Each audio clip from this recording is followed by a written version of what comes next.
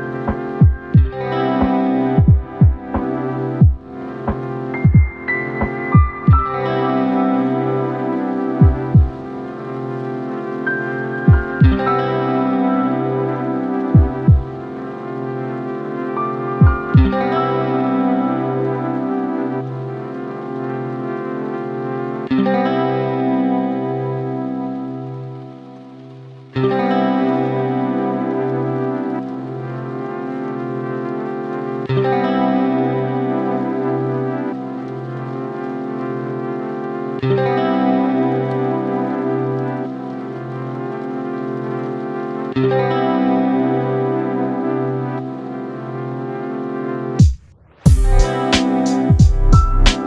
आपको ये वीडियो पसंद आई है तो इस वीडियो को ज़रूर से लाइक कीजिए, अपने फ्रेंड्स के साथ शेयर कीजिए और अब तक अगर आपने मेरे चैनल को सब्सक्राइब नहीं किया तो मेरे चैनल को सब्सक्राइब भी कर दीजिए।